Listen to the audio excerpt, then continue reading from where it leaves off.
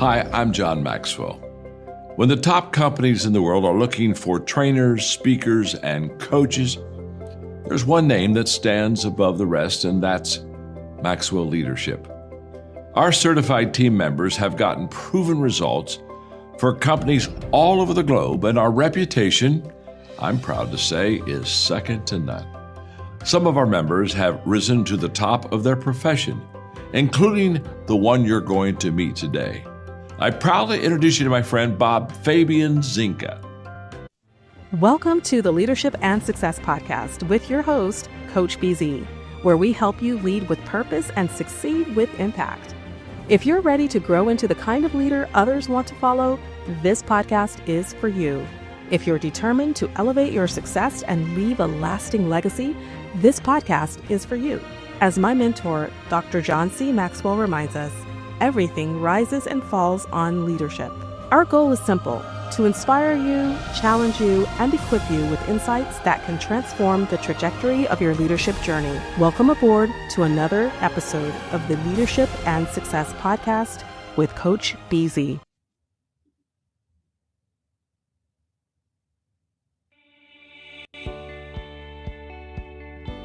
When I think about my career, I got so much out of being a military medical corps officer. Obviously, I got college and med school, but what I really got was trained how to be an effective leader. And I think those skills, when I look back over the course of my career, like those skills that I learned have really set me up to do some of the other things that I've done. And even if you don't go into different leadership roles or positions, those skills are going to allow you to excel clinically. They're going to allow you to work really well with your nursing staff. They're going to allow you to work well with support staff. It's just going to help amplify your career.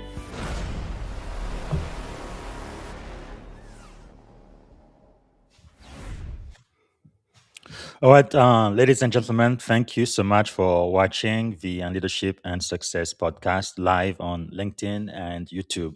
So I'm reminded to go ahead and do our moment of gratitude. That's something we do every single time we meet. And we want to be grateful because in the U.S. military, about 21 service members commit suicide every single day. And I believe it's impossible to be suicidal and be grateful at the same time. So if you would, as is our custom here, maybe close your eyes and put yourself in your happy place and think about what you are grateful for right now. I think I'm really grateful for the people who have gone before me, the men and women in uniform on whose shoulder I stand. There would never be a Commander Zinga or a Seaman Zinga for that matter if I didn't really stand on the shoulders of heroes, people who selflessly decided to really dedicate their life for their country and for their fellow men. It's really incredible in the military how you are willing to, if you have to, give your life for the sailor to your right or to your left. Just that dedication to country and our oath to support and defend the Constitution of the United States against all enemies, foreign and domestic. It is just so awesome, and I am so grateful for that. All right. So please let me know where you are joining us from, what city, what state, which country, if you are outside of the United States. And also, if you have a question for my guest, please type it in the chat.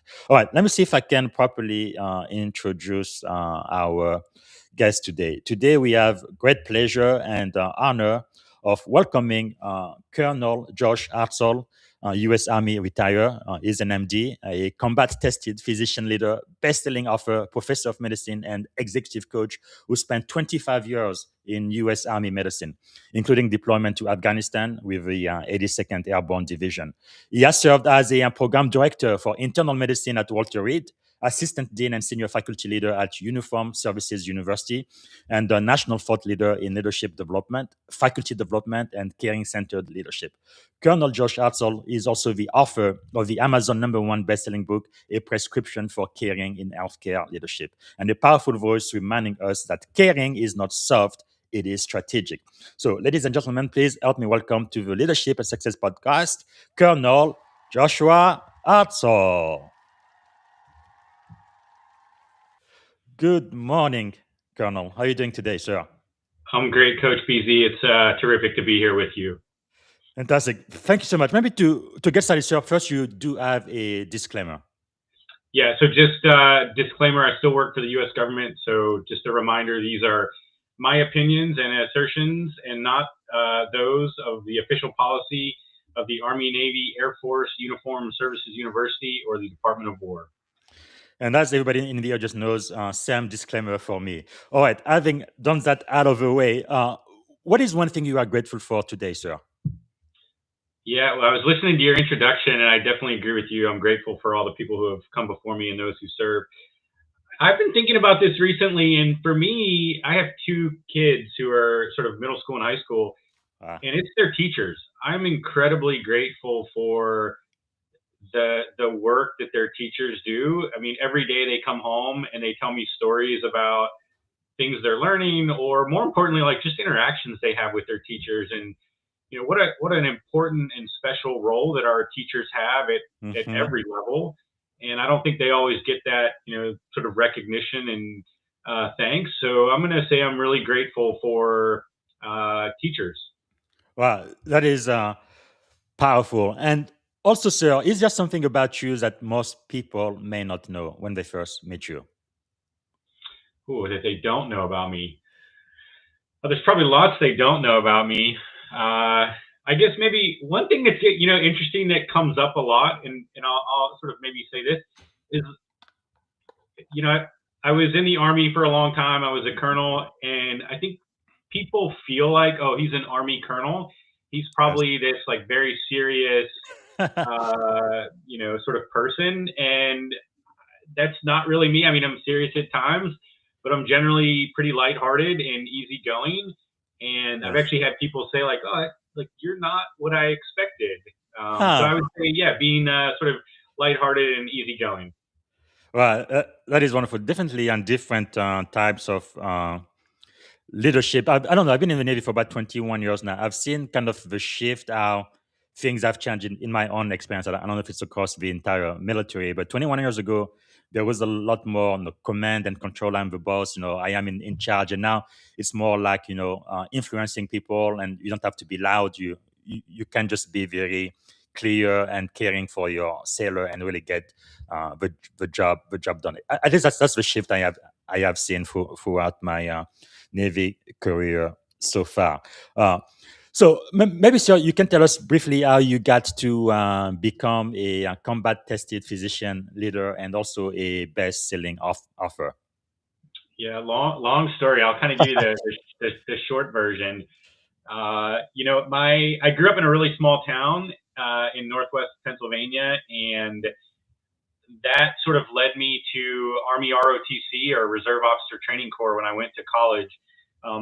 Twofold. One is it was a way to pay for my education. But secondly, I really had an interest in history, and in particular the military, and that sort of drew me to this idea of serving in the Army. And I also recognized that if I did that, it was going to give me opportunities.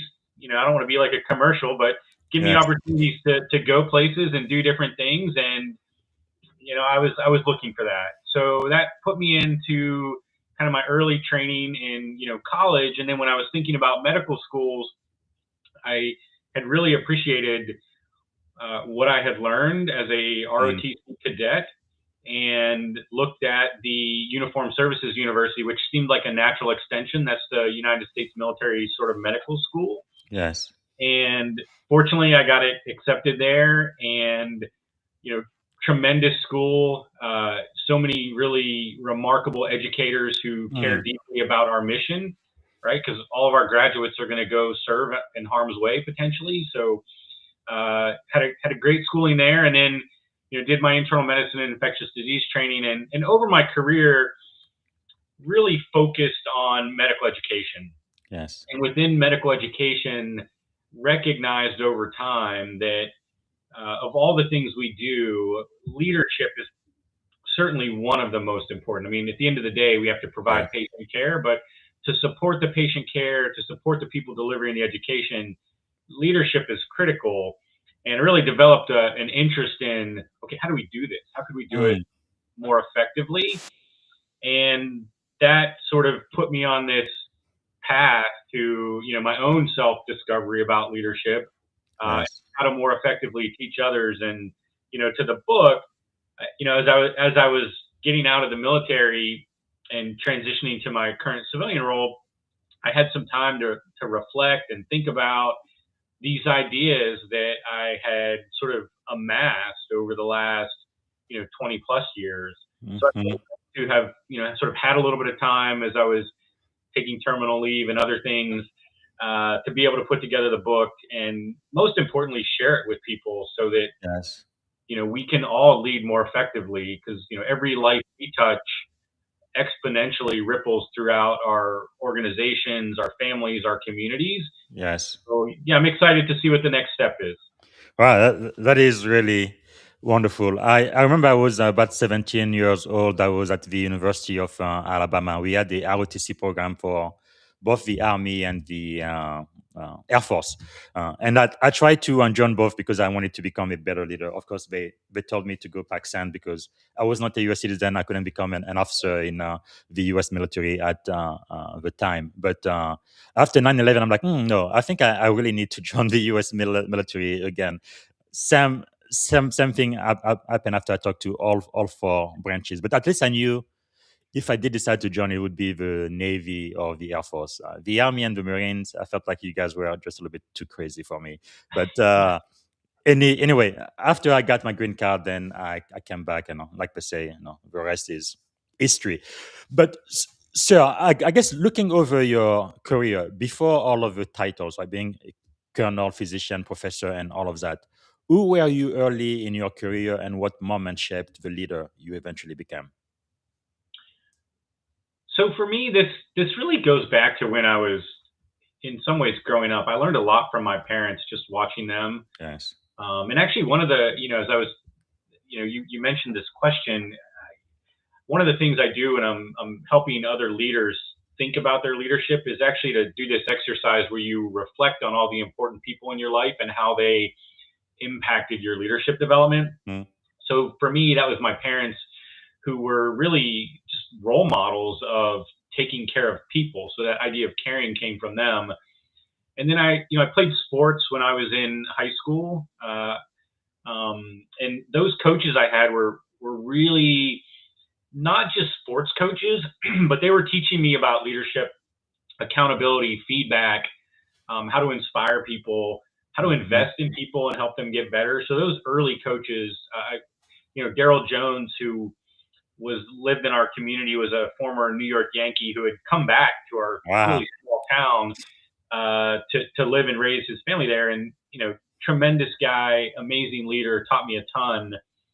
And then once I Wow. got into ROTC, I just, over the course of my career, I really have felt blessed that, at Yes. each stage, I could sort of look at particular leaders and say, he or she taught me this, he or Mhm. she invested in me and helped me with this, which I think is important not only for me and my own growth, but it's a reminder to all of us that Yes.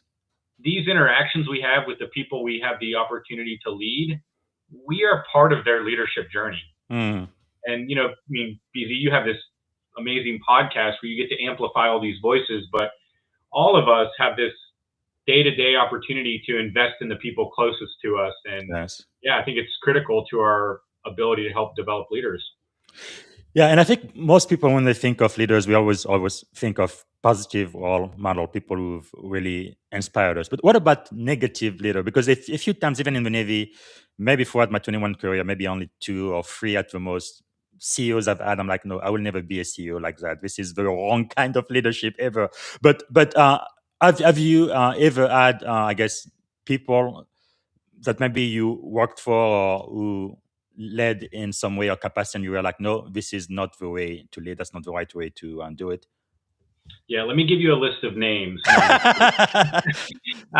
yeah, it's also a really great question. So when this is one of the other things I like to do when I'm teaching people about leadership is to watch everybody and Yes. ask yourself, what are the things that they're doing that are effective that I want to emulate, and what are Mhm. the things that they're doing that I absolutely don't want to do. And I would say at every point of my career, there's been some leader that I've looked at and sort of said like, well, that's not effective. I don't want to do that. Mm. The other thing I remind people though about this is, look, no one shows up in the morning saying, I want to be an ineffective leader. Yes. Right. I mean, like we all have 99% of us have good intentions. Mm-hmm. And so even though I've had these sort of quote unquote role models who have led ineffectively, I try to give them grace. Yes. And also remind, to me, it's why leadership development is so important, so that we have less of those role models who are doing it ineffectively. Yes. But I've definitely seen, and you go back to the command and control style. I think that's one of the things I saw early in my career that, when people dictate to you or, order you to do things, or people treat you poorly and then expect you to, be motivated, that doesn't motivate people. I think it really gets people to tune out. And I agree with you. I think we've seen a shift from that, but it still exists. But that's probably the biggest thing I've seen, is that style of leadership is just ineffective. Yeah, I guess in the 21st century, and I shared with you, sir, in the green room before we got started, I had the great privilege of being the commanding officer for the Global Network Operations Security Center in Suffolk, and about 2/3 of my troops were like Gen Zs, and I was having a hard time motivating them initially. They're definitely very different from Gen X's and before. But anyway, I have two daughters, and they're both Gen Z, and they really kind of coach me through how to motivate people from their generation. But I guess that's the thing with leadership, right? That's part of the reason why I have this podcast. It's not quite a science, but it's kind of like science and art, and it really depends on the circumstances, the culture, and the people you are leading, because everybody is so different. Not everybody is motivated by the same exact thing, and trying to get that just right, I think, is a little bit. I don't want to say a mystery, but it can be a challenge. And I think the more you talk with leaders, that's again why I have this podcast. I have all type of voices. I think we can learn from each other and get a little bit better. Anyway. Yeah, I think your point is, look, leadership is really hard. Yes. And there's no cookbook. I mean, I wrote a book on leadership, but there's no cookbook recipe for, effective leaders.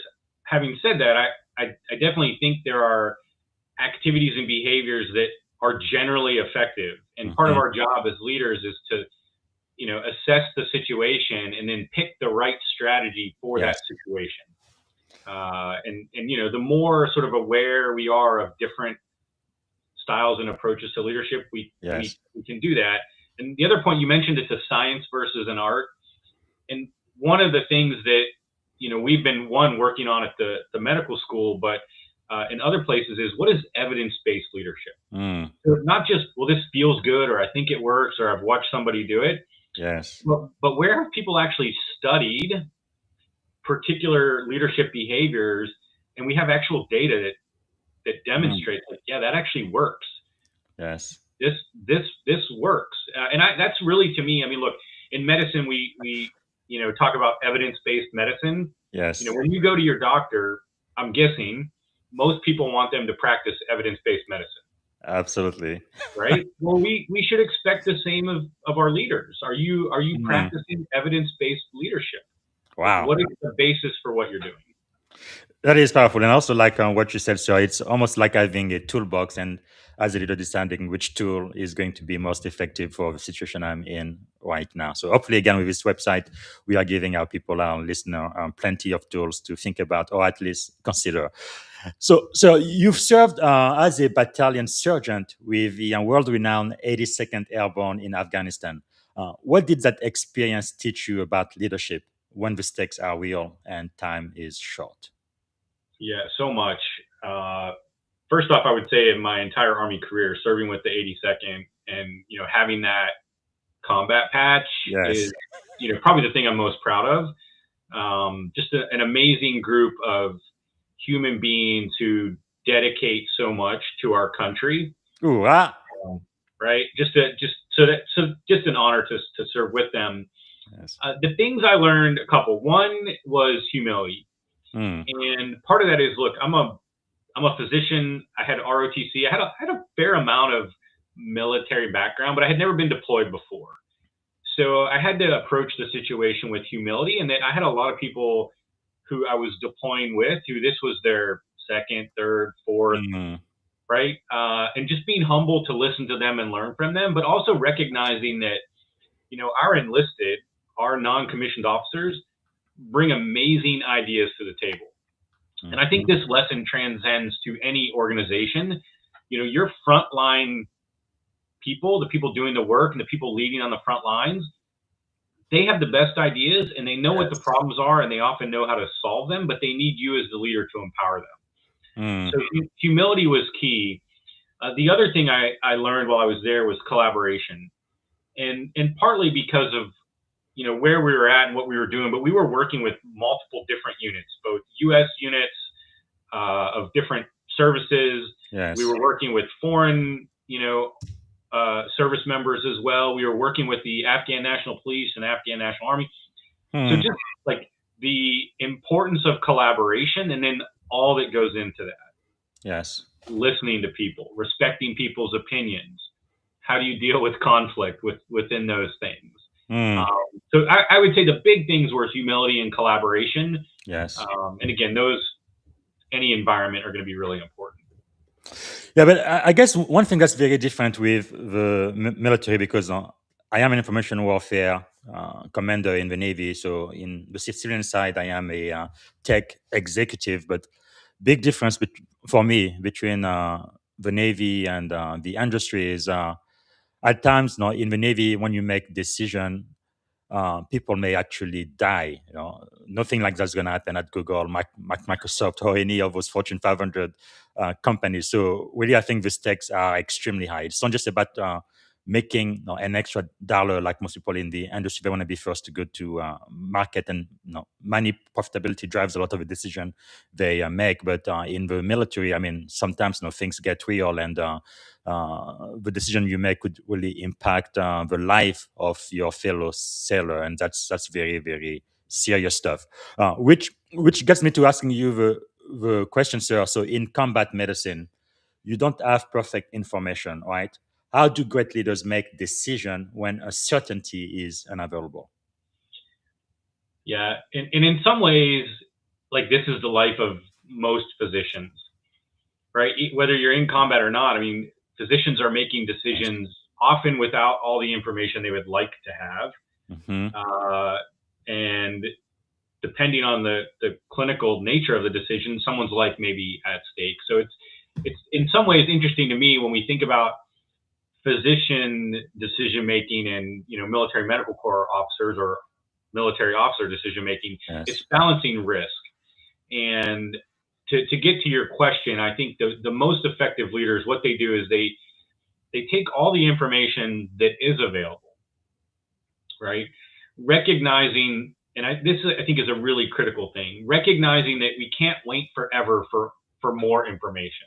I've seen this happen. We sort of think about this paralysis by analysis, where it's like, let me just get a little more information. Well, while you're waiting for that information, like things are happening. So I think the most effective leaders I saw at this, they would recon and get the data. They would analyze it, get input from other key leaders and stakeholders, and then make a decision.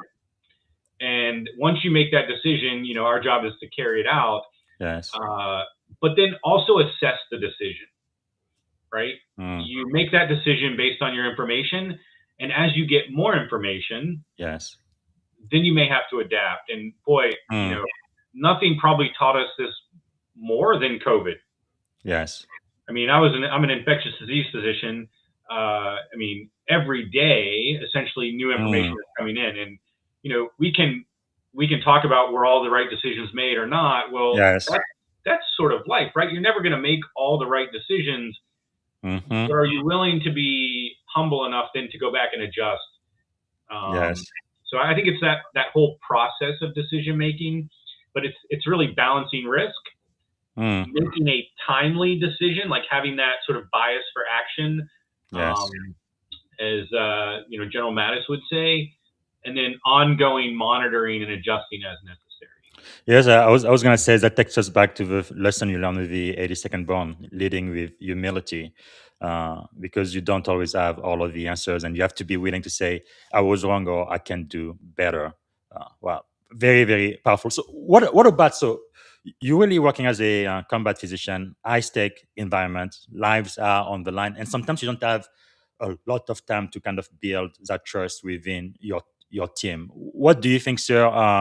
Are some of the things you had to do in order to build trust within your team when you have a short period of time and the stakes are so high? Yeah, presence is probably the most important thing, like Mm, being present. And that can look different depending on your environment. So, but like for me, presence was when I got to Fort Bragg, uh, I tried to work with our medics and our medical team every day because I knew we had, a few weeks before we were going to get deployed. yes. And not just work with them, but I did PT with them, right? We would go run or work out. And that continued while we were deployed, Mm, right? It wasn't like, hey, Doc's going to go do his thing somewhere else. yes. But it was like, hey, who wants to go, to the gym? Or when we didn't have a gym, who wants to do Yes. push-ups in the aid station, Mm-hmm. right? And then we would, as a group, do those things. So I think you build trust first and foremost by just being present. Secondly, is get to know your people, right? The more you Yes. can get to know them on a personal level, and again, you don't necessarily have time to sit down and have, campfire stories about it, but Mm-hmm. as you're working with them, like just get to know them a little bit. Hey, Yes. where are you from? What are you interested in? What's your long-term career goals? Because I think Mm, when people know that we're interested in them, that builds trust yes. very quickly. So, Wow. so presence, get to know them, and then for me, look, I'm an educator at heart. When you're training people and helping them get better at what they do, people Yes. appreciate that. So Wow. that meant for us, it was like, okay, let's do drills of mass casualty drills. Let's Yes. do drills of putting IVs in difficult situations. Let's do drills of different clinical scenarios that people might Mm, come in with. But that investment in training also builds yes. trust. Wow, that is quite insightful. Let's talk about your best-selling Amazon bestseller, "Prescription for Caring in Healthcare Leadership." Uh, it's quite amazing when we talk about caring as a leadership strategy. Your book really, I mean, I think it was quite fascinating. So, I guess my question for you first is, why is caring still misunderstood as a leadership weakness? Great question. I wish it wasn't. Mark Crowley, who wrote my foreword, has been working on this for a long time, and as is Heather Younger, who I also cite in the book. It's just one of those areas where I think for a lot of people, the idea that caring as a leader, like, yeah, it's kind of soft. But yet, when you ask people, like you ask them, hey, tell me about the most effective leaders you've ever worked with. Mm, And then you ask them the question, did you feel like they cared about you personally and professionally? The answer is yes. always yes. So then you kind of have to go back and say, well, do you see why caring is important? Yes. And then the question is like, okay, what does that actually look like? I actually love Amy Vertrees, who's a former Army surgeon, had a quote in the book where she said, caring is monumental strength. Mm, This idea that when we care for people, it's really strength. yes. Why it's such a thing. I think people still see that command and control, telling people what to do, as a model of leadership, but it's actually not what people respond to. Which Mm, is part of the reason why we need the book and amplifying the message. yes. That if you really want to motivate people and you really want your organizations to have cultures where people can thrive, then you need to take care of your people. Wow. Yeah, that is so true. I know one way we are taught leadership in the Navy, it looks like it's in the Army across all of the branches, right? Mission first, because we do have to accomplish the mission of the command of the unit, but people always, right? I remember when I became a commanding officer, I reached out to all of my mentors, and one of them told me, just take care of your people, and your people will take care of the mission. And that is so true. Uh, what does caring look like though in action, right? Not just sentiment, but especially as a combat physician, high stake environment, accountability, and our decision are required. Could you unpack that for us, sir? Yeah, and it can look like a lot of different things.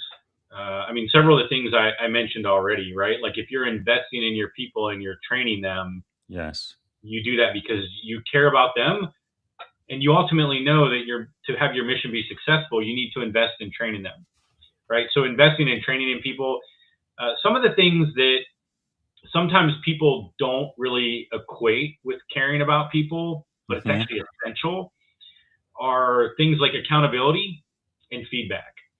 So if I really care about you, BZ, and I see you doing something that's not effective, or maybe even it's effective, but it's not going to allow you to reach certain goals, or it's not going to allow you to reach your peak performance. If I care about you, Yes. I need to hold you accountable for that, and then give you feedback to get better. Mm. And look, if we care about our people, we have to give them feedback. Yes. And if we care about ourselves and our organizations, we have to be willing to accept feedback. Mm. It has to go both ways. And Yes. I think for some people, when we start framing it as an act of caring, it becomes a little less threatening, a little less intimidating. Like, I'm not Yes. giving you feedback because I'm trying to put you down or make you feel less of yourself. I'm Mm-hmm. giving you feedback because I really care about you, and I care about our organization. Yes. And, Wow. and in fact, if I don't give you that, and then you found out later, you might actually be like, man, he didn't even care enough to give me the feedback. Yes. Yes. Wow, that is quite insightful. And I know you cite several examples in the book. Maybe you could use one of them or one since then. But can you share maybe a moment, sir, when demonstrating care fundamentally changed an outcome for a person or a team? Yeah, there are many in the book. And since I just talked about feedback, I'm going to talk about a different example. I think the example I'm going to talk about is investing in people and giving Yes. people opportunities. And part of this is because I feel really strongly about this particular aspect. Yes. As we become more senior and we ourselves have more success, that success, you already said it, it's built upon the people before us. Yes. Like, neither one of us are in the positions we're in if people hadn't invested in us. True. So to me, as leaders, we need to really care about the people that we're leading. And part of that is giving them opportunities. And so we talk about this idea of sponsorship and Mm-hmm. how, as a leader, you can essentially propel someone's career by opening a door for them or giving them, a career developing opportunity that without your help, Yes. they're probably not going to get. And, I talk about it in the book, but I had a program director for my infectious disease training, Glenn Wortman, who not only during fellowship gave me the opportunity to write a paper that essentially he was asked to write. He was an expert in the field. Someone asked him to Mhm. write this paper, and he was like, "No, I don't want to do it, but I have someone who will." And Wow. he gave it to me, and then he subsequently gave me the opportunity as a very junior faculty to go Mm. and give a talk on combat-related infections Yes. at an outside institution. And I would have never been invited. Look, I was a very no one even knew who I was, Yes. right? But he gave me this opportunity, and so what does that do? Those opportunities help build my reputation. Mm. They helped me get promoted academically, which for us in Yes. medicine is important, and in medical education is important. So that ultimately impacted future roles that I Mm. was more competitive for, future opportunities, just by those simple acts. And Yes. what's important about this is he could have done those himself. He he by all rights had earned the Yes. right to publish that paper, the right to give that talk. But he saw it as, look, this is an opportunity for me to invest in Josh. So my challenge, like my carrying act of leadership challenge for people who are listening, is if you're more senior and you have these opportunities or you know of them, start thinking about how you can give them to other people. Wow. Make that a habit. To open those doors for people. I can also tell you, if you do that, those people are always going to look at you and be so Yes. unbelievably grateful. Yes. Wow, that is really really powerful, and it's also the power of giving it forward, right? Whatever my mentors and people have done for me, I want to make sure I'm doing the same thing for the next generation of leaders in my field. That is so powerful. But so I'm not going to kind of switch into the last segment of the show where I focus more on leadership principle and lessons that you have learned and that could be beneficial to the audience. Maybe to get started, sir, what do you think is the greatest lesson you have ever learned, in general, in leadership, in life? The greatest lesson. Well, there's so many great lessons, and I know I talked about humility before. Yes. But I feel like I need to go back to this. And throughout my career, I have had people remind me of the importance of humility. Yes. Right. When I was in high school, I had a coach. We had just come off a pretty successful basketball season, and I was feeling very good about myself. And we were preparing for our baseball season, and I had played the year before. I was a starter the year before. So again, I was feeling pretty good about myself. And I was not doing the drills the way I should have been doing them. And this coach basically, in front of the entire team, chewed me out and said that if I really didn't want to be there and doing things correctly, that I should just leave. Wow. And you could argue about how the feedback was delivered and all these things, but the lesson really stuck with me, which is, one is you need to have that humility, but two, that as a leader, you're also a role model. So what he was really saying to me is, look, everybody else is watching you, and you are role modeling for the underclassmen, right? Yes. And if you're not doing it as the team leader, then no one else is going to do it. And I had a similar experience in ROTC. But so the greatest lessons for me in those are, one, just be humble and always working hard. Yes. And then two, like, be willing to give people that feedback. I mean, this was 30 some years ago, and I still remember the feedback, and I don't remember it in a negative way of like, man, I can't believe he like yelled at me or chewed me out. But more importantly, that he did, because I needed it.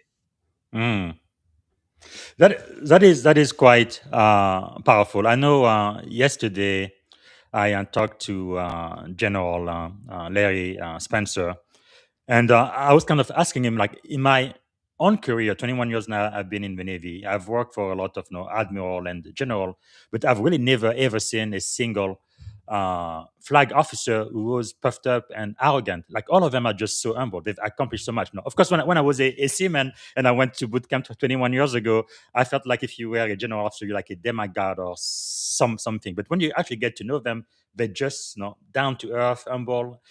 For example, General Spencer, who's my friend in the spotlight this week. I mean, he's driving, I don't know, it was a Toyota Corolla or something. He doesn't have to have this big fancy car or anything. Just very, very simple, down to earth person. And it's just amazing how effective they are, how humble they are, and how they really truly care about their people. And I was like, man, sir, do you guys go to some type of humility school before they give you your first star or something?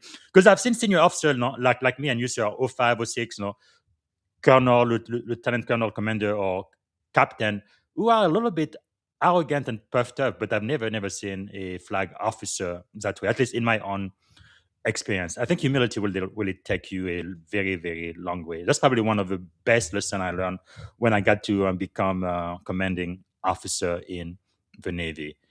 Because if you are not humble, you're just asking for trouble, really. Wow. Yeah, I always think, yeah, if you're not humble, you're probably about to be humbled. Yes. Wow. But let me ask you, sir, what do you think is the secret to your success? Not just as a combat physician, but no, a doctor and a professor, and also a best-selling author. How come you are so successful? Why do you think so? Well, I feel blessed by God, number one. Yes. Two, and this is, look, it's to me like there's no cheat codes. It's just hard work.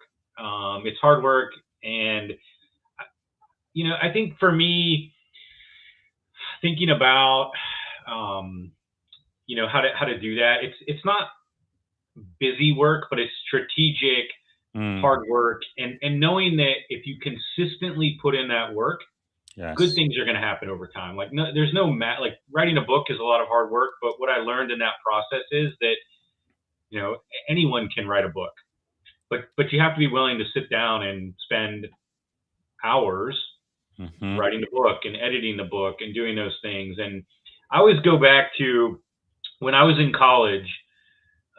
My some of my friends sort of dubbed me or gave me a fake award, which was the Get a Life Later award, and it was because I spent so much time studying.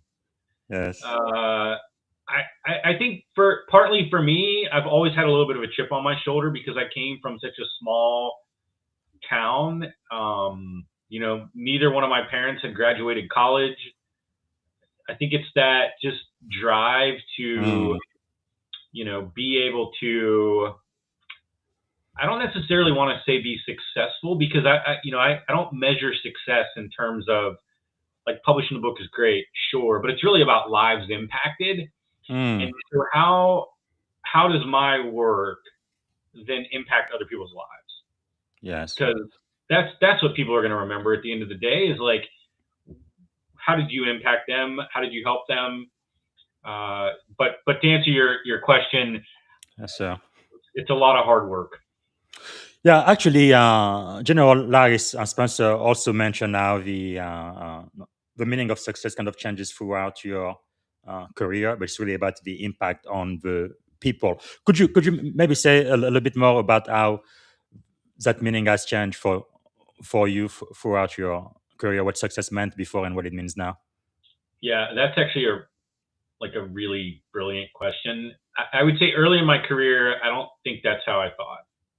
Early in my career, it was sort of about milestones and positions Hmm. and accomplishments, if you will. So, hey, I want this job, I want this role, Yes. I want to, you know, uh, be an associate professor, a full professor, Hmm. and over time, a couple things happen. One, you realize when you hit those positions that there's always another position.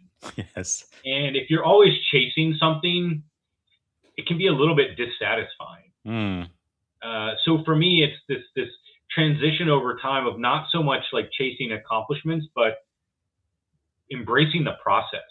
yes. And actually, I was working with a coach when I was writing the book, and one of the sort of mantras we came up with was embrace the process. Wow. Because the success of the book is really, in some ways, I mean, look, I want it to be successful because I think it's going to change people's lives. Yes. Uh, but the amount I learned through that process about myself, about how I can teach others to lead, Mm, about resources and things that I can share with people. So it went from a very goal oriented yes. definition of success more to a process oriented, and also that impact is not through accomplishments, but it's Hmm. impact on people's lives. So I actually have a Wow. sticky note over my desk at work, and the note says, "It's not about book sales; it's about lives changed." Wow. And it's just to me a constant daily reminder of like, what am Yes. I here for? I'm Yes. here to help people lead more effectively at work, at home, in their Wow. community.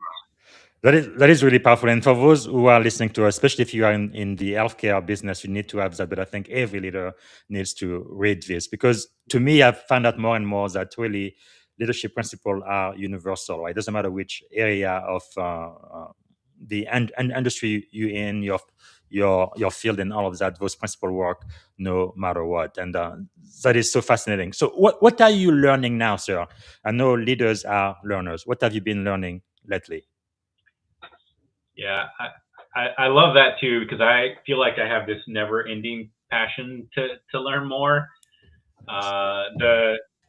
The latest thing I'm actually learning or reading is there's a book I'm reading. It's called Unreasonable by Will Guidara, and it's actually about hospitality in the restaurant business. So maybe something else people don't know about me is I'm a Yes. big foodie. I love to eat, although the people who work with me know I love to eat. I was just taking like leftovers off people's plates yesterday at a work party. But yeah, I mean, so why am I reading that book? Well, we can learn, as you just said, leadership from any industry, any Yes. environment. And, Will, who wrote the book, is an amazing leader. And the idea of hospitality certainly could apply to healthcare. When you go visit your doctor or you go to the lab or the pharmacy, don't you want to feel like that's a welcoming environment and it's Yes. so to me it's kind of a adjacent topic, and again, I love the food industry, so it allowed me to dive into the food industry and also learn about leadership at the same time. Wow, that is quite fascinating. Now, something I did tell you in the green room that I was a pre-med student when I was in college, but I was 17 years old, and I felt like that was about 1995, 1996. But I felt like, in the next is this upcoming century, or I guess this soon to be millennial, there were three things I wanted to have, because originally I wanted to be pre med and be a medical doc, doctor. But I was like, okay, no matter what I do, whether I'm a doctor, an attorney, or whatever, three things I'm going to need to be very, very good at in this upcoming century. Number one, I felt like I need to learn how to lead, because even if I'm a doctor and I have my own practice, I'm going to have like nurses and other physician. I'm going to need to learn how to lead those people. So leadership was very important. And in 95, about then, that's when the internet kind of took over the entire world. So I saw the potential for technology. Even, I was doing chemistry and biology, pretty much everything we did. We had to have computers now. So I'm like, yeah, I need to be pretty good at technology. And then the last thing was business operation, learning how to run a business and be profitable. This way, no matter what I do, I think those three skills are going to help me be quite successful. So, but anyway, it's really good to see how leadership again. Once you become a better leader, you can really apply those skills no matter what you do. Wow, that is quite impressive. So, what about failure? So we talked all about your successes. How has failure shaped your life? Yeah, I think we all fail throughout our lives, and one of the things I've actually been not only reading about but starting to teach about, that this idea that if we're really not failing, especially as we move on in our careers, that we may not be stretching ourselves enough. Right? Like if you're always comfortable, and look, everyone has to decide for themselves like what they want out of life. But Yes. If we're not continuing to sort of push ourselves and try new things, then you may be leaving certain things on the table. So just embracing failure, like with that really idea of, look, no failure is permanent, and all failure is a growth opportunity. Wow. Say that again, sir. That is very insightful. Yeah, I mean, so no failure is permanent, and all failure is a growth opportunity. And I've failed at almost every stage of my career at certain things. When I was in ROTC, one prominent failure I had was that I was terrible at ruck marching. And for your listeners who are not familiar with ruck marching, it's basically you put a 40+ pound backpack on your back, and you carry a M4, or for us it was might have been an M16 at the time. Yes. Right. And then you go and you march, or you run and march for a certain distance. And when I Wow. started ROTC, I remember the first few ruck marches I did, I fell out.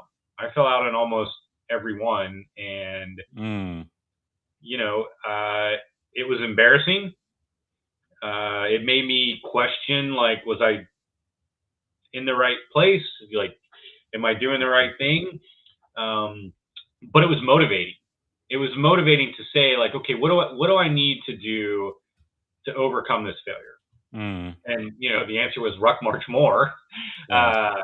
Work on my strength, work on my endurance, and which I did. And by the time I was a senior, and part of this is just the evolution of anything, right? When you start Yes. something new, you're not going to be good at it, Yes. right? By the time I was a senior, I was able to ruck march effectively. And then, one of the other sort of like fun things I did when I was in the Army was I went to air assault school, which is where you do learn how to attach things to helicopters, but also you rappel out of helicopters. Wow. And part of that training requires you to pass a 12-mile ruck march. Wow. So, had I not had those early failures and really focused on building up my strength and endurance, I would have never been able to successfully do what I did later. Wow. Which, was not, look, the ruck marches were not necessarily fun. But the rappelling out of the helicopter and learning how to rappel, that was actually a lot of fun. That's probably one of the early failures that motivated me. I mean, I had medical schools that I applied to that I got rejected from. I didn't even get an interview at. There's been other positions that I've thought about or haven't got. We are all going to have failures. Yes. The question is, what do you do with that failure to learn and grow and move forward? Well, thank you so much for sharing that, sir. Because especially for junior officer and the enlisted who watch the show, sometimes we have this idea that oh, here is a colonel, he's so perfect, there is nothing he can't do wrong, and it really helps. I guess it kind of keeps you human, and it also makes us relate more to you. That yes. I am dealing with something now. Now I am more hopeful. I think I can overcome. So I really do appreciate that, sir. You've really mentioned quite a lot of experiences. In general, what do you think those experiences really taught you? I think overall, like throughout my career, and again, it goes back to the book, but I've had so many leaders that when I boiled it down, what I recognized is that in some way they were caring about me, right? Yes. Whether it was giving me feedback, spending time with me, helping me get better at a certain task or skill, creating opportunities, or just checking in. Look, I've had some, when bad things happen in life, and look, you don't live life without bad things happening. Yes. Right? I mean, just like the older you get, like different things happen at different times for people, but like bad things happen in life. And, as leaders, when we show up in those times and simply just check in on people, it's really, really important, right? Yes. And the other thing is we never know. I mean, you mentioned this at the beginning.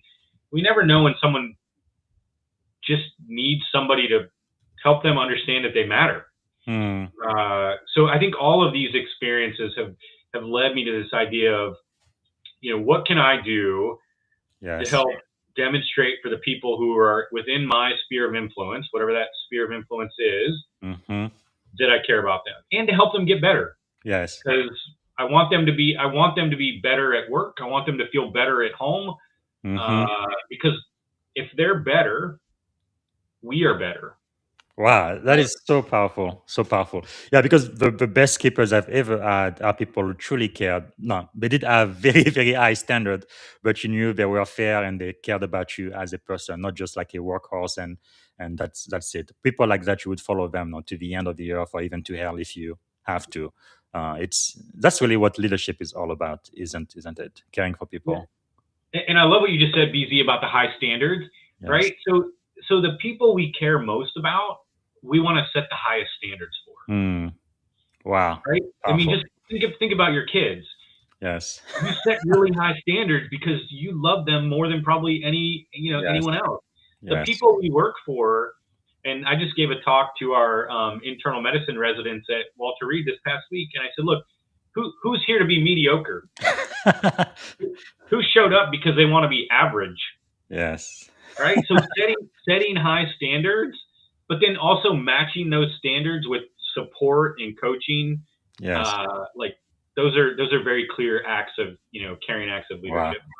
Well, I can't believe we're almost running out of time. We only have about five minutes left. I could talk with you for hours here. You have so much wisdom and leadership nugget. But let me ask you this. If you could choose three people to have dinner with, they could be alive, dead, or mythical figures, who would you choose and why? Yeah. So the first person I would choose is Teddy Roosevelt. Yeah. I mean, I'm a huge Theodore Roosevelt fan. He's just a fascinating guy who did so many different things. And really, when I think about leaders, he is a life lesson in leadership. So I would say Teddy Roosevelt. And I know the man in the arena is probably one of his most important speech. It's incredible. Yep, man in the arena. I think it would be amazing. Yes. The second person, I don't know. I'm a really big Brene Brown fan. I love her work, but I also feel like she would be great to have dinner with. Yes. Because she's very engaging and honest and sort of unfiltered. So I would love to just pick her brain about leadership stuff. And then the final person, boy, and this is going to hit a little bit home for me. I would say my mom. My mom died when I was in medical school. Sorry to hear that. And as a parent now, I think back about. I just remember my mom worked at Walmart, and I remember going into Walmart and how much like she would brag about like me and my brother to her coworkers. And I will say at the time it was very annoying to me. Yes. But with two kids now, I think about how much I try to brag about them and how proud I am of them. Yes. I would love to be able to have dinner with her and her to be able to see that like all that work she did has led to me doing the things I've done. I think it would. I think she would be immensely proud, and I would love to just have that conversation. Thank you so much for sharing that, sir. And in the green room, we talk about at least one book you would recommend to the audience, and we talked about this one, The Culture Code, Daniel COL. Why should we read it? Yeah, it's tremendous book. A lot of the ideas I have about leadership, I learned from that book. We've done it as a leadership book club with some of the teams I've worked with. Wow. Culture is really everything. Yes. And this book breaks down culture, looking at it through the Navy SEALs, Pixar, and then the San Antonio Spurs. Wow. So all of the stories are sort of taken from those groups and the ideas and lessons. And the other thing I really like about it is that it's not just sort of this feel-good read. There's very tangible and practical steps that you can implement to help build more effective cultures. Fantastic. What about this one you mentioned, Unreasonable Hospitality? Yeah, I'm like halfway through it. I got it like sitting right here. It's phenomenal. If you like the restaurant industry, you're gonna like it just for that, because it's like behind the scenes about how to build and run a restaurant. And then if you appreciate leadership, or if you're in the customer service business, which I'm guessing many of your listeners are, yes, take a look. It's real. And I was telling somebody this the other day. You ever pick up a book and when you're reading it, you're just like, man, this is a good book. Yes. Just the way it's written and the flow, and so it's a really phenomenal book. Now, when I was doing research about you, sir, I found out you recommended this book early on LinkedIn, Al Moore on Leadership. Why should our audience read this one? Yeah, so I'm a huge Hal Moore fan. If people aren't familiar with the book, We Were Soldiers Once and Young, which has also been made into a movie. Mm-hmm. I love that book. Actually, by the way, We Were Soldiers Once and Young. It's a little bit longer, and it's you have to sort of peel the leadership lessons out of it. Whereas Yes. How More on Leadership was his sort of leadership advice to junior Wow. officers. It's only like 100 and some pages. It's a terrific book.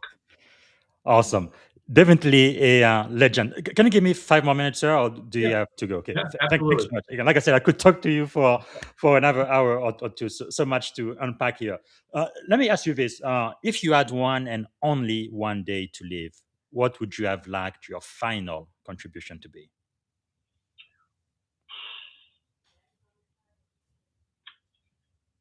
I would say if I only had one day, uh, I would sort of think about that day and think about, well, two things. I would think about the people closest to me and like spending that quality time with them and being able to tell them how much they mean to me. As a physician, as we think about end of life care, one of the blessings I had in my mom's life is that I was able to spend time with her at the end and really Mm, talk about how important she was to me and her, how important I was to her. And so I think I would spend time making sure people understand how much they meant to me. And then I would probably spend the rest of the day thinking about, okay, who can I invest in today to help mm, them one last time? yes. What's one last discussion, piece of advice, opportunity that will help them, whether it's carry forward lessons or just to help them sort of be successful. Well, that's another reason why I really love authors like you. By writing this book here, it's really part of your legacy.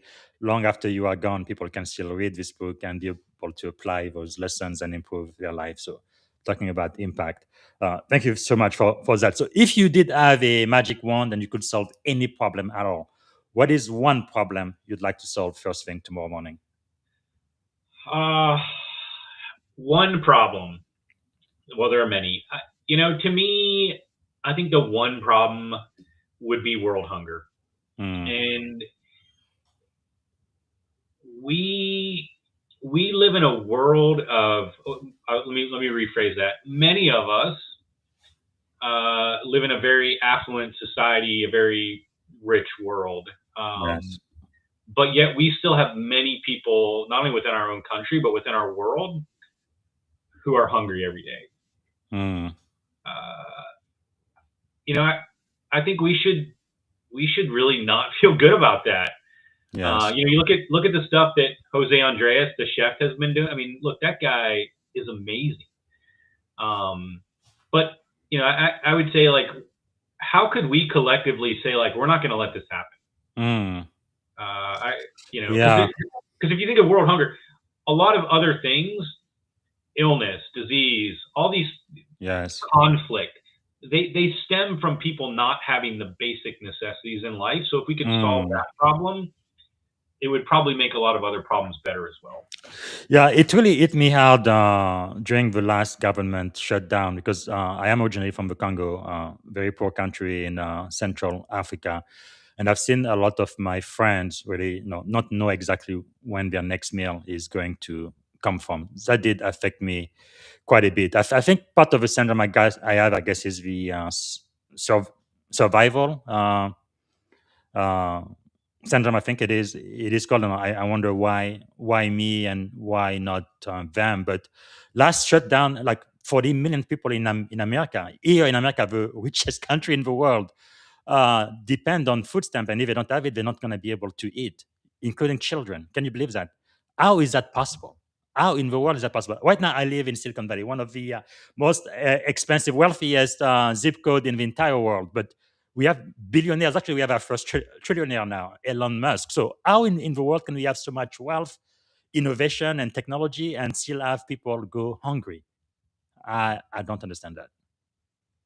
Wow, It's a problem we could fix man. if we really deeply invested and thought about it and cared enough to fix it. And look, I know there's a lot of, like, Yeah. geopolitical and things Mhm. around it, but we have the resources to fix it. Yes, yes. Well, that's definitely my hope and my prayer, and hopefully I can do something to help solve that. No. The other thing that bothers me a lot is homelessness. especially in places like San Francisco. Again, so much wealth and innovation, technology, and great ideas, but still we have people who don't have a place to stay. That's just not acceptable. Anyway, so we are coming toward the end of the show, sir. What can we do to add value back to you? Yeah, thanks for asking. A couple things would be super helpful. One, you can follow me on LinkedIn. I post on there ideas and tips. So if you want to support that, that would be great.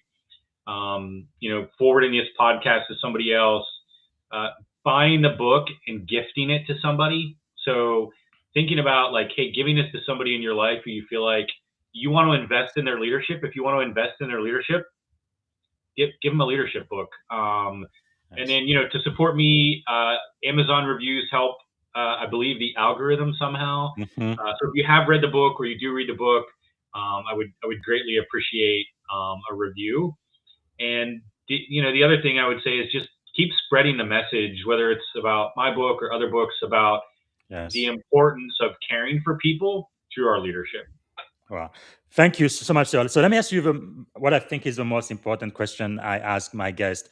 If you could go back and give a piece of advice to your 17-year-old self, standing at the edge of this incredible career you've had, combat medicine, being a professor and doctor, standing at the edge of this great career, what would you say to your 17-year-old self? I would say, well, two things. I don't know if I'm allowed to say two, but I will. One is enjoy the ride. I think You have a colonel. You can say whatever you want, sir. just enjoy the ride, enjoy the process, embrace every opportunity, and have fun doing it. The thing would be, and this is probably the lesson I really wish I would have known, is prioritize. Early in my career, I was one of those like kind of I have to do everything because I don't know what not to do. Yes. And it took me a while to really become more strategic in sorting out like, okay, does this really align with who I want to be and what I want to do? Or am I just doing this because I think I need to do it?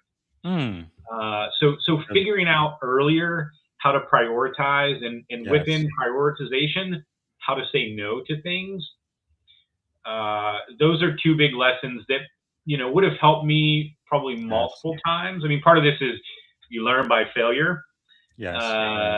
But I think prioritizing, being strategic with your life plan, having mentors that can help you make those decisions. I would have loved that lesson a little earlier. Wow. All right. We are toward the end. In about a minute and a half, we're going to be completely done. Let's do maybe a quick lightning round, right? Rapid fire. So don't take too long to think, sir. Whatever comes out of your mind first. What is one word that defines great leadership? One word. Caring. Okay. I thought so. Morning routine or practice that keeps you grounded? My morning routine is a good, well, now it's a full glass of water. Oh, nice. 30, 45 minutes and a cup of coffee. That's very doctorish, sir. Thank you. Okay. A book or quote that changed your life?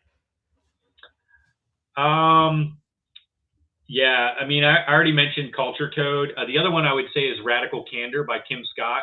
Yes. If you haven't read Radical Candor, that book, I think, really sort of changed and helped modify the way I think of feedback. So Radical Candor.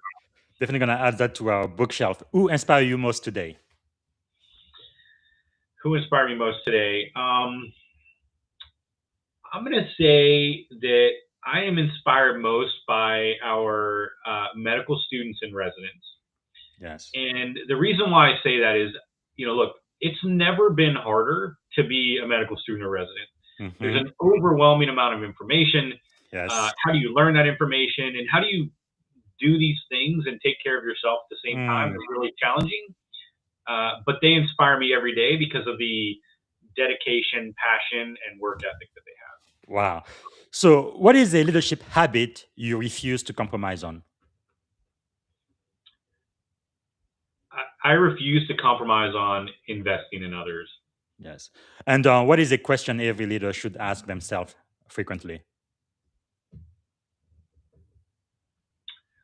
what can I do to help this person in front of me? Mm. So, what did you want to be when you were a kid? Probably a baseball player or a basketball player. Okay. Growing up, I was really into sports. That's probably took me a while to figure out that I didn't have the athletic ability to accomplish that. Well, at least now, so you can fix them when they get injured. So that's pretty good. What are 3 adjectives describing you as a child? Oh, energetic. Mm-hmm. Probably hardworking, even as a kid. Mm-hmm. One more. And I guess I would say funny, because I've always sort of been Very fun and good. kind of made joking part of who I am. As an adult? Yeah, sarcastic will be one of those probably, which I'm working on. I still think that discipline or hard work is one, Mm-hmm. and then I don't want to abuse the word caring, but Yes. it's really such a core value to who I am. That would be the other one. Absolutely. It definitely shows there. And then I always like to live with the eye not being a little bit optimistic about what's happening in the world today. But what is one thing you are feeling optimistic about? I'm feeling optimistic that people are recognizing the value of connection. Mm. And I say that for a few reasons. I think one, as I've been doing more reading about leadership, I keep seeing the importance of connection coming up. Mm-hmm. And why I'm so optimistic about that is connection matters in so many ways. When we feel connected, it makes us feel like we matter. Mm. And when we feel like we matter, Yes. it helps us feel better about ourselves. It has a very significant impact on well-being. So I'm encouraged and optimistic that Yes. people are seeing that importance of connection, and they're not just seeing it, but they're thinking about, okay, what are the intentional steps that I can take or our organization can take to Yes. build connection.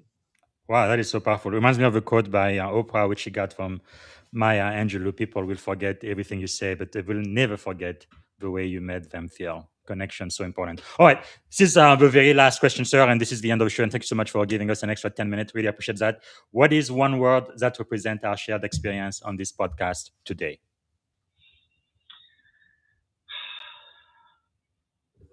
How about service? Service. Thank you. Thanks so much, sir. And I am so grateful. And thank you for spending an hour with us. We really appreciate learning from your experience. Thank you, Thanks so Colonel much, Josh BZ. Hartzell. Appreciate it. Bye. All right, everybody. This was quite a show, and I hope you've learned something from it. Just a quick reminder: in about an hour, I will be back. We're gonna do the Book of Proverbs special edition of the Leadership and Success podcast.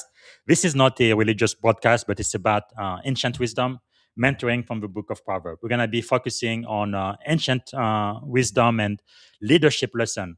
We're going to be reading Proverbs chapter 16 today, January the 16th, and we're going to do 17 tomorrow, and we're going to end the book of Proverbs at the end of the month, January 31st. We're going to read all 31 chapters and see how ancient wisdom, those leadership principles still apply today in 2026. All right, and then this afternoon, I will have a great pleasure of speaking with Dr. Lee Bockham. He's an architect of thriving relationship, best-selling authors of so many books. The latest one, Thrive Principle. We're going to be talking about thriving under pressure. And then tomorrow, Sunday, I will have the great pleasure of speaking with Major Chris Slininger, U.S. Army. We're going to be talking about mentorship-driven change agency. We're going to be talking about his journey from Eagle Scout to field grade officer in the most powerful army in the world. So you don't want to miss that. And thank you so much for watching, and see you in about an hour. And thank you for watching the Leadership and Success podcast. Bye for now. Thank you for tuning in to the Leadership and Success podcast with your host, Coach BZ. If today's episode added value to your leadership journey, be sure to subscribe, share, and join us again for more wisdom nuggets on how to lead better and achieve greater success. Remember, leadership is the most critical skill of our time. The world will always need leaders to inspire others, drive innovation, and execute meaningful strategy. So why not count yourself among the bold leaders shaping the 21st century? Until next time, stay inspired, stay committed, and keep leading with excellence.